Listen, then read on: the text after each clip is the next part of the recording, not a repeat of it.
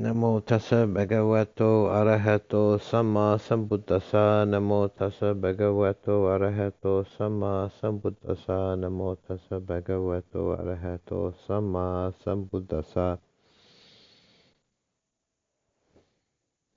One of the main activities of the human mind is thought, and understanding the nature of thought and what is not thought, is quite important for developing any kind of understanding of the mind and gaining liberation in the mind, finding peace.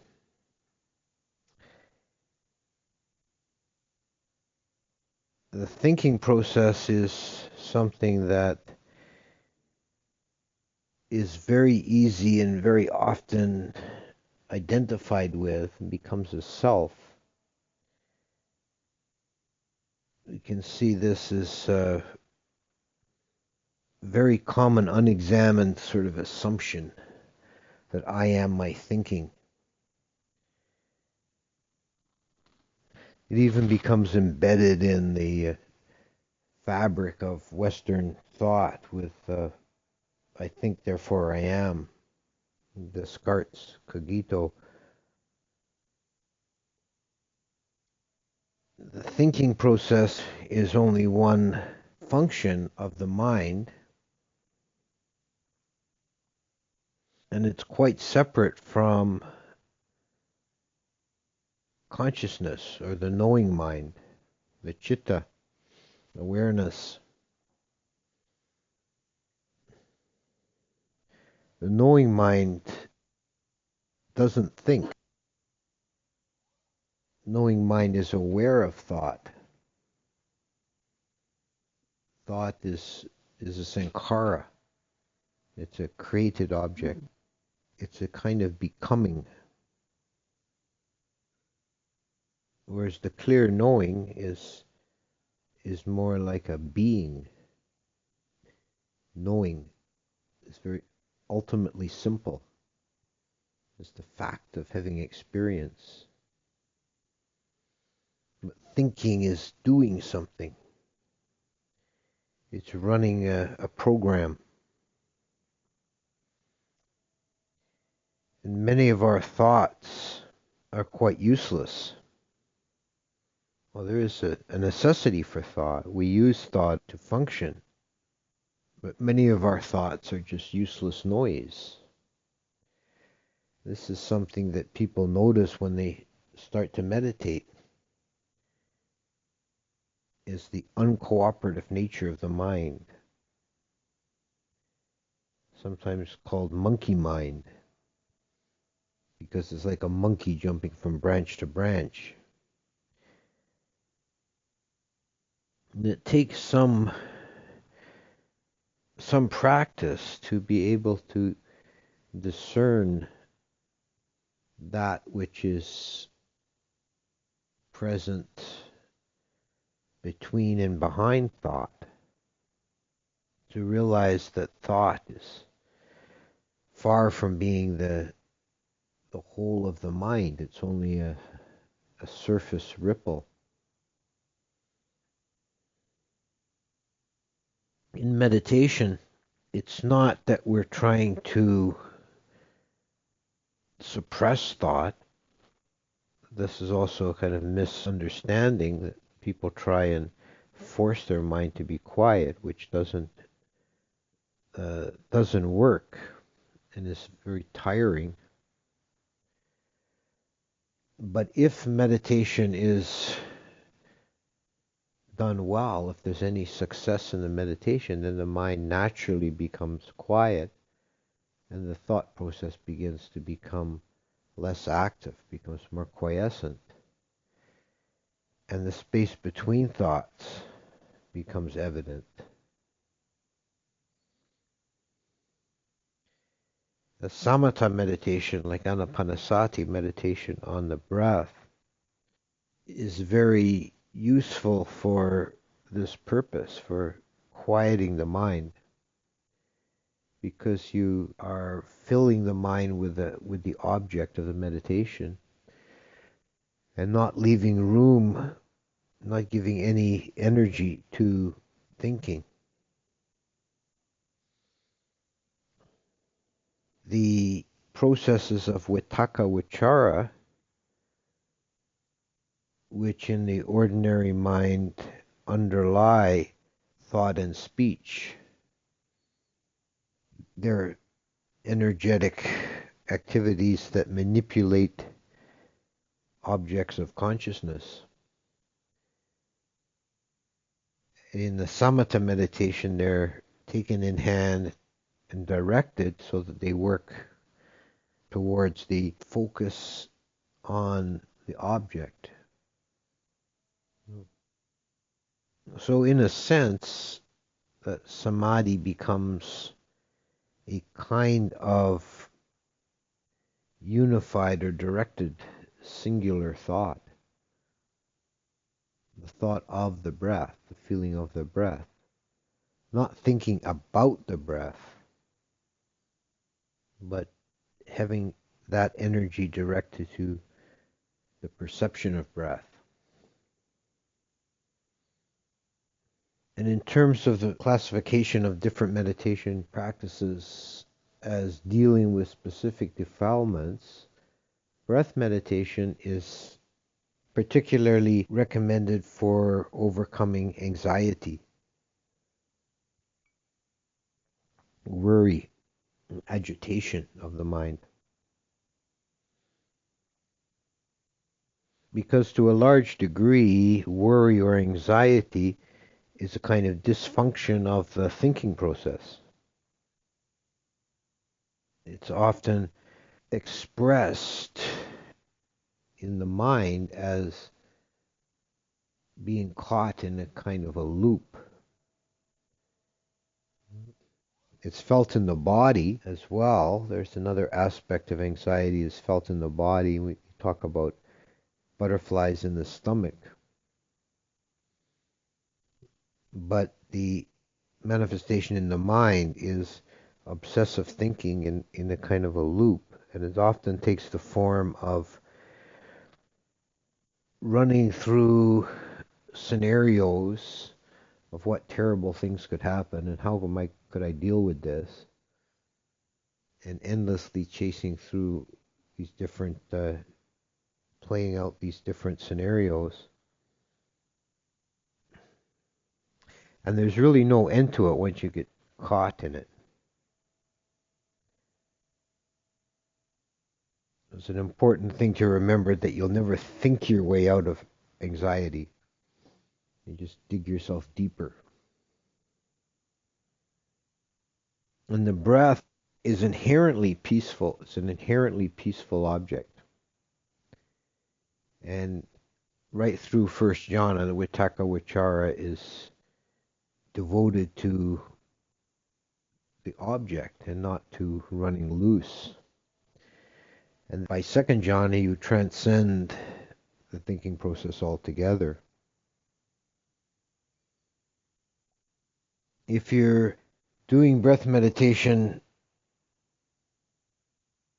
with the at least partial intention of reducing anxiety, taking the breath object at the belly in the manner of Zen breath meditation, which is to focus on a point below the navel, is often extremely effective. In part because it gets your consciousness below the neck. Often people who experience a lot of anxiety are caught up in their head too much. They're dissociated to some degree from their body, their bodily function, and centering the consciousness at that center point of the body. That point below the navel, the heart point, is the center of gravity of the body. In martial arts, they teach that you move around that point. So you always stay balanced as you're leaping and kicking and twirling around. If you're doing it around that point, you're always in balance. And your psyche feels balanced and grounded and whole if you're meditating at that point. Another very good meditation for experience a mind free from thinking is meditation on the formless states. And I did my live stream yesterday on that topic, and I give a guided meditation on meditating on formless abodes. I've done that here on more than one occasion. There are, and I won't go through the whole thing again now, but just as a summary, in the suttas there are at least three methods mentioned of entering into the formless states. The formless states are the states of mind that transcend the body. That is the base of boundless space, the base of boundless consciousness, the base of nothingness, and the base of neither perception nor non-perception. And they can be approached, as I said, in a few different ways. One of them is using kasina meditation. Some people do very well with kasina meditation. Kasina is meditating on a visual object, like a colored disc. And if you gain some degree of mastery in visualizing the kasina, and you want to transform that or move on from that into the formless states, you extend the kasina mentally bigger and bigger until it stretches out to infinity, and then you remove the kasina and you're contemplating on boundless space. And then you can go on to the other ones from there. Another method is to begin with the Brahma Viharas, such as metta, loving kindness, or karuna, compassion, and extend those to beings in wider and wider circles, beginning with yourself, then the beings in this room, then the beings on the property, the beings in the province, so on, out in extended circles until you are wishing loving kindness upon all the beings in the universe in the 10 directions of space. Then you cease to pay attention to the loving kindness and only pay attention to the element of boundless space.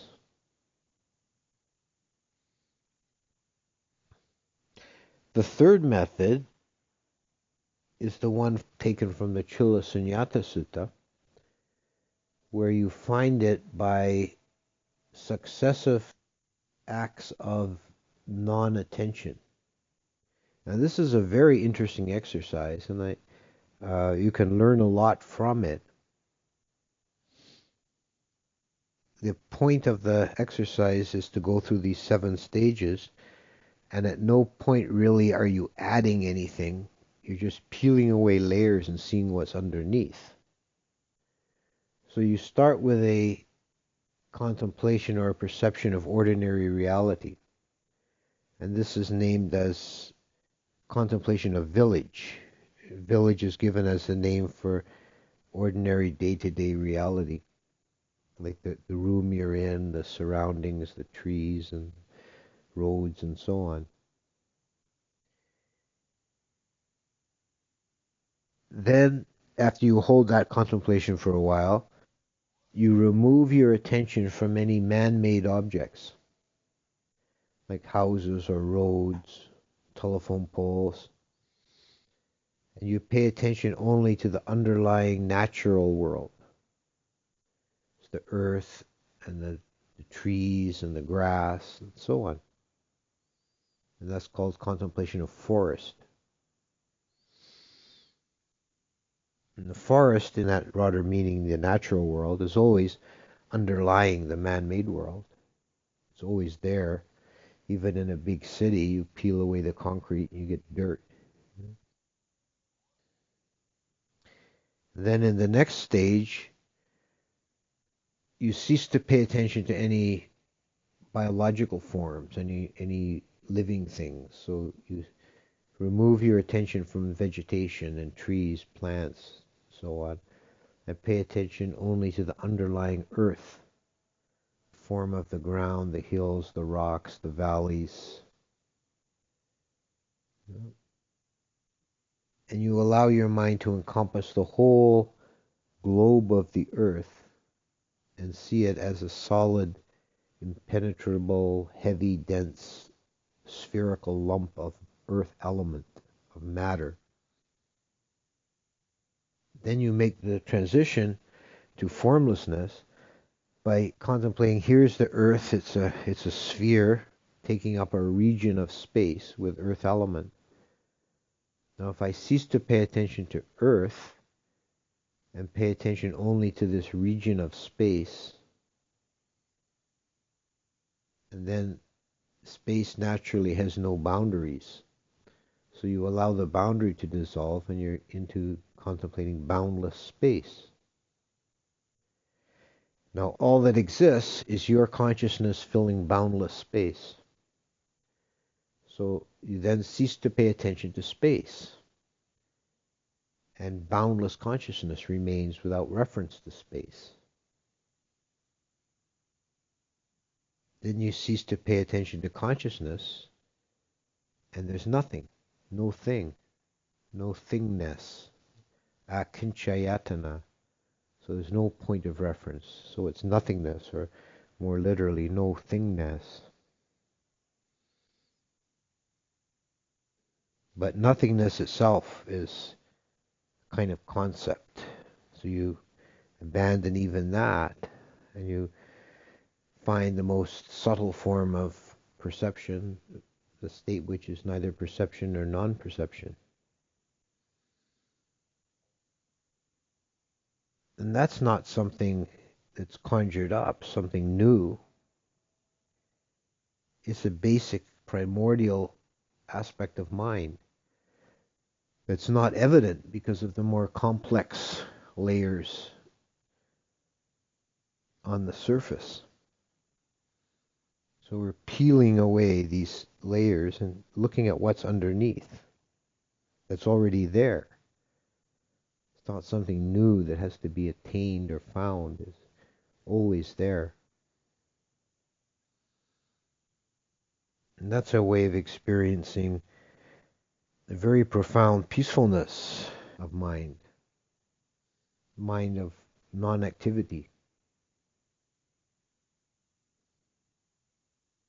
If we practice vipassana meditation, we're examining the contents of consciousness at each moment.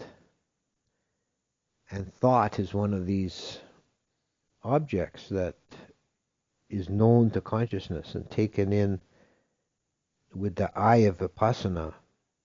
It's seen to be impermanent, dependently arisen, coming and going. And if you become caught in a train of thought, in a fantasy or a memory or an anxiety, then you've gone off. You haven't been diligent enough with your vipassana because you haven't seen that at first arising. When a process like that is seen at first arising and penetrated properly, it's like bursting a bubble. It doesn't continue. It doesn't have an energy to continue. Because you see it from the outside, so to speak. You're not involved in it.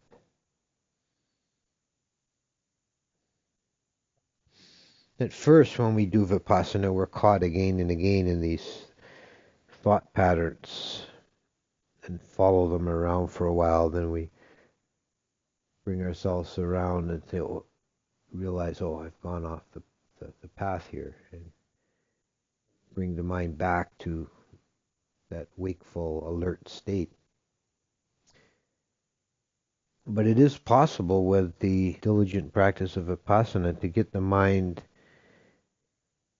into a state where the thought process is very quiescent, where you can even observe the intention to think. When you observe intentions, this is one of the most important thing to observe in Vipassana are intentions. And usually we begin with coarse bodily intentions. Like you would never, if you're practicing properly, you would never move your body without first noticing the intention to do so. So your leg feels stiff and you want to stretch it out or change its position. You would first notice unpleasantness, then you would notice intention to move, and then you would move. If you move without noticing all those steps, then you've missed something. You haven't done it properly. Then there are more subtle bodily intentions. The intention to swallow. You're doing well if you notice every time before you swallow saliva, you notice that process, the discomfort, then the intention to swallow, then the willful swallowing. And even more subtle, with eyes open, if you notice the intention to blink. It's an extremely subtle intention in the mind. But even more subtle than that is when you can notice the intention to think. There's a moment before the thought occurs when there's just an intention to bring a thought forth and is not yet any content. But there's just this first movement of the mind towards the process. And if that's noticed, it can be cut off there and then. And the mind can be quite free of thoughts. Just this occasional bubbling up of an intention, and then it dissolves.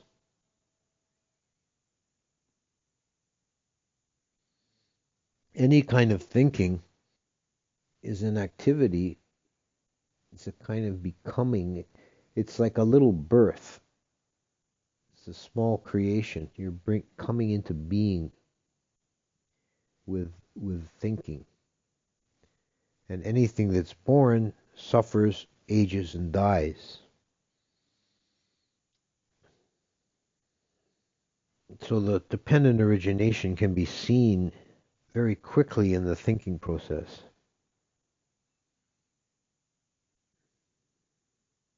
And when you begin to quiet the mind and have greater space in the mind, you can begin to clarify the difference between the knowing and the known, the subject and the object. This is the fundamental duality, the last duality to go, is subject and object, the knowing and the known. And if you're caught in thinking, then you're not knowing, you're doing. So you've gone off the center, and you're caught in the periphery of the mind. And it's like being whirled around.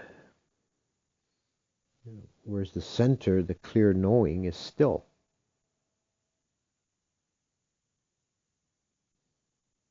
I've been reading into the Platform Sutta, the Zen book that is the teachings of the sixth patriarch.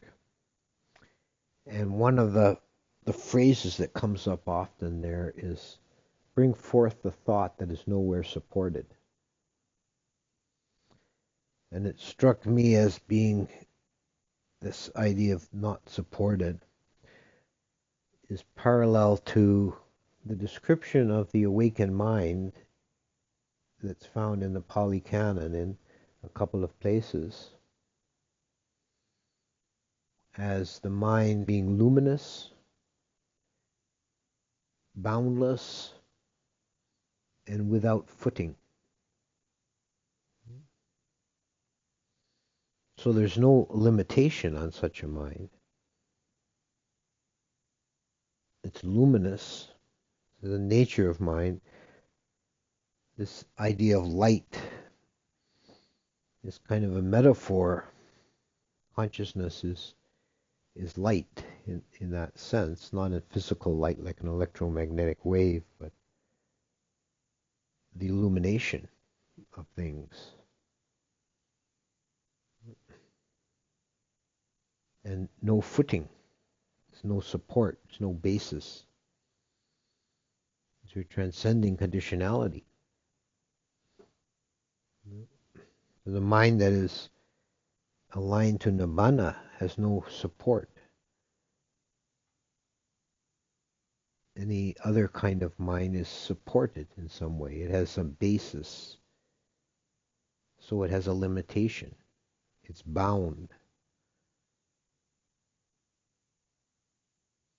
A lot of the way the Thai forest tradition talks about practice is to find that clear knowing, the citta. And it's not to say that we should observe the citta, because that's not really possible.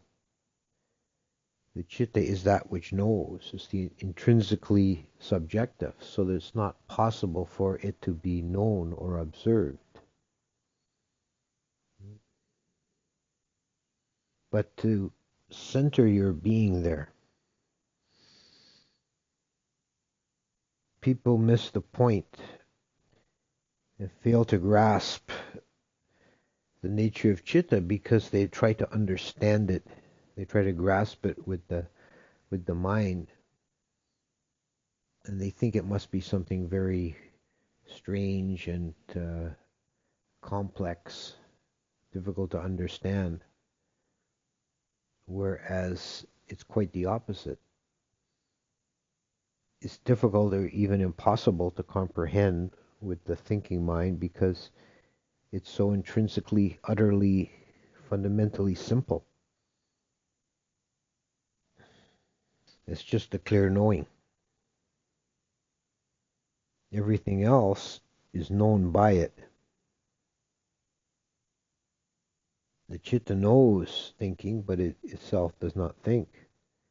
It knows happiness and sadness, but it is neither happy nor sad. It can be neither purified nor defiled. It just is as it is.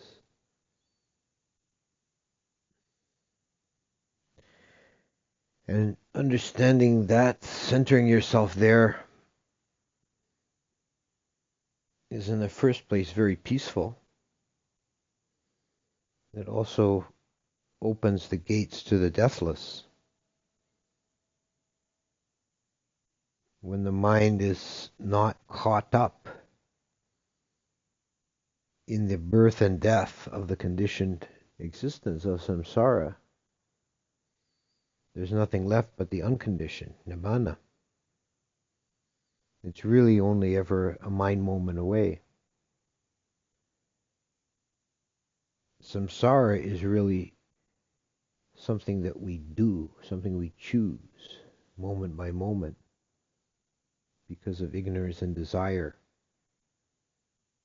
We keep playing this mug's game, impossible to win.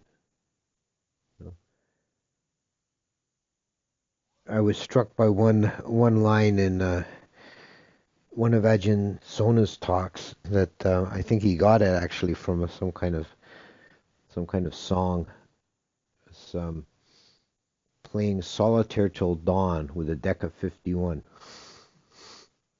That's samsara.